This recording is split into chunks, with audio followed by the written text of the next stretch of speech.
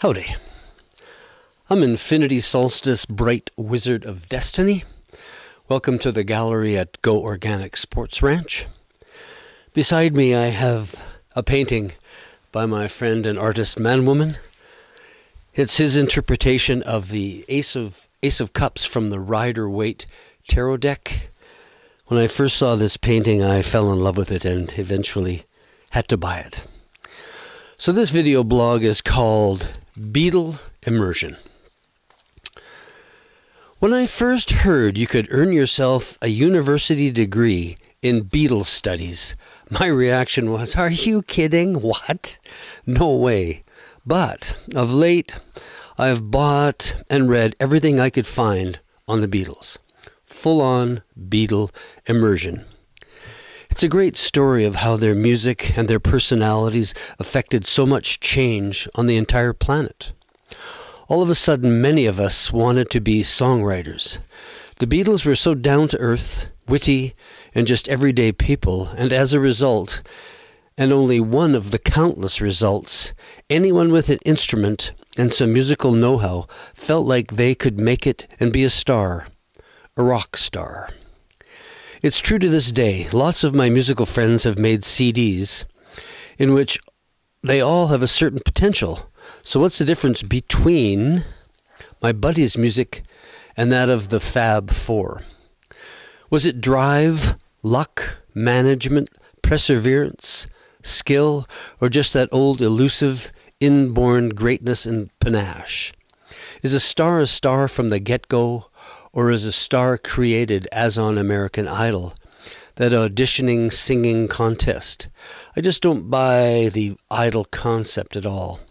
There's a lot more to it than a good voice or having a buxom bosom. A natural-born star can somehow create this intimate connection with a wide range of people by filling a gap, inspiring them as did the Beatles with their offerings of personality and music. They struck a chord with so many people, and in keeping it in the musical idiom, this seemed to be their secret. The Beatles freed up people's hair, especially men, and our clothing styles, lifestyles, and they even freed our minds with the whole psychedelic era. And last, but not least, their music. Unfortunately, it did set jazz on the back burner, much the same as what has happened to classical music. But jazz still simmers away, and every once in a while it boils over. Diana Krall is a prime example. Jazz diva, piano player, vocalist, rooting all the way from good old Nanaimo, British Columbia. Duke Ellington's band still stands as a high water mark in modern music, although the Duke did say that the Beatle phenomenon, as it blanketed the world, wasn't going to be any good for jazz music at all. For me and the rest of the baby boomers, now there's a horrible nomenclature to be stuck with. We grew up with the Beatles and we were imprinted with their music. We could hardly wait for the next injection of Beatle messaging and song. Month after month, year after year, their music just kept getting better and better.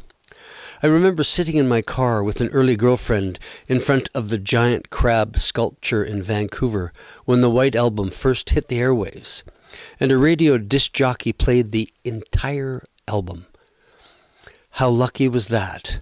A beautiful little life vignette, pure magic. That's the way the Beatles affected me and the rest of my generation. They had us completely in the palm of their hands, and they inspired our lives. To this day, I remain inspired, and even fashion my style of music after theirs, in hopes, like the rest of my musical friends, that what we have to sing about will awaken that energy the Beatles tapped, and maybe get in on a little of the action. This canvas beside me, as I said earlier, was done in acrylics, and it's Man-Woman's interpretation of the Ace of Cups from the Rider-Waite Tarot deck, and it can be found inside my latest CD cover. So have fun, rockin' in the free world. Peace and love.